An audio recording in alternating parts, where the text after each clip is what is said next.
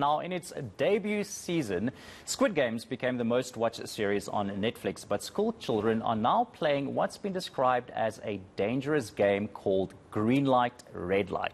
Now, is this appropriate? And how can parents speak to their children who've been exposed to this violent series? We've got Ken Resnick from Smart Choice Parenting, who joins us now to discuss this further. Ken, many thanks for your time this morning. And I mean, I'm sure you've seen Squid Game, as the rest of us in the world have.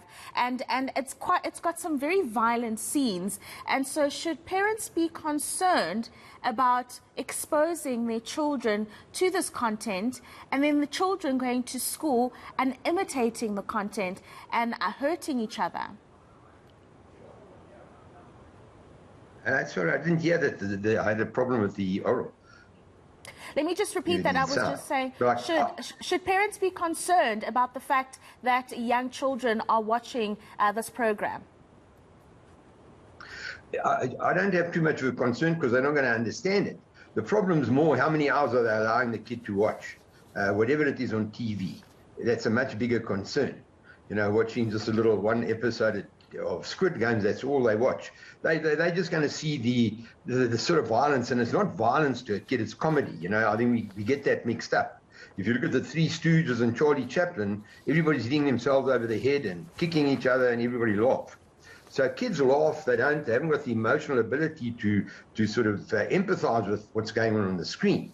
But it's definitely the amount of TV and what they watch over what length of time that actually is the problem.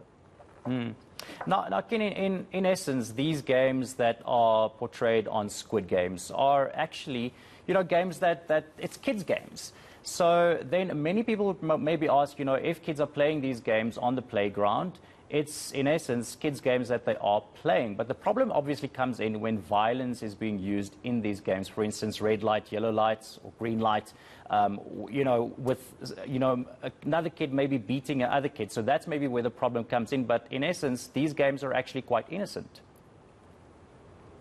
Yeah, you know nowadays there was a lot of cowboys and crooks.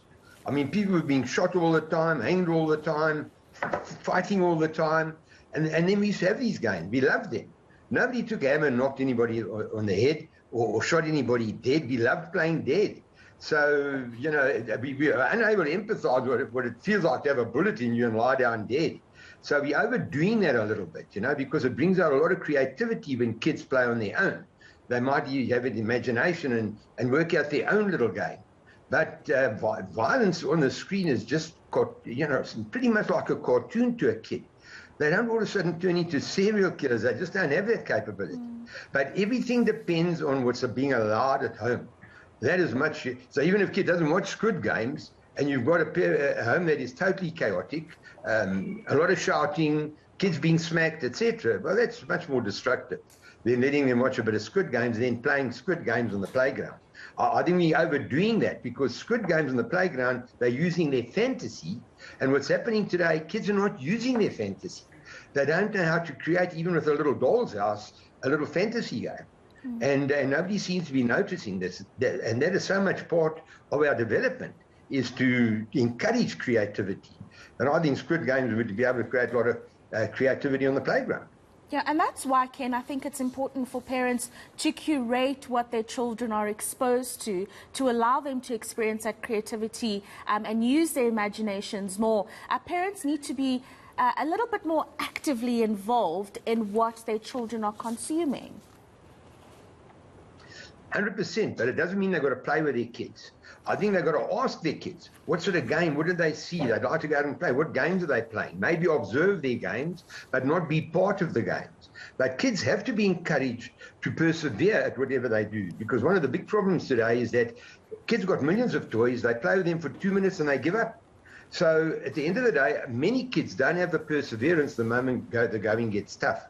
But having a little game that's creative, where they're plotting and scheming a little plot, I think can only do a lot of good. They're hiding behind a tree, they're building a little cabin, you know, and making something that's where they've got to use their imagination, and they have friends.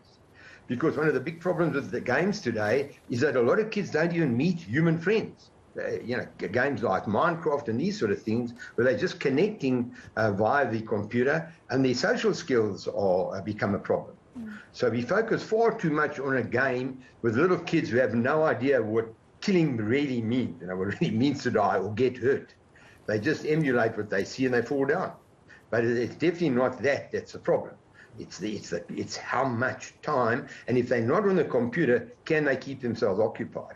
Those are all the warning signs when a kid says, I'm bored, because they're not sitting on a computer or playing a game. That is much worse than playing a bit of Squid Game, and yet they're very creative outside that. Very true. Thank you so much, Ken. That was Ken Resnick from Smart Choice Parenting. Very insightful, opinions and thoughts there from Ken this morning. Yeah, I think the big takeaway there is just to ensure that your child is able to use their imagination, be creative, not sit in front of these things all day, because that's what a lot of them do now. And I'm going to go sit in front of one now. 100%. That's what we do. That's what our lives are now. But also, touching back on what he said, kids are exposed to so much more than just Squid Games in terms of violence. In terms of violence, and even if you take a look at some sports, like MMA, fighting, boxing, rugby even, kids tackle each other in the playground sometimes, they play these kinds of, I know one game called Open the Gates where, run and tackle the other kid. So, all of these games have a little bit of violence to them, but I think it needs to be regulated at schools, and, it's not to say that, kids can't play red light, green light, but it needs to be monitored very carefully. Safe. And parents need to talk to their children, in a very, very good way as well. Yeah. So that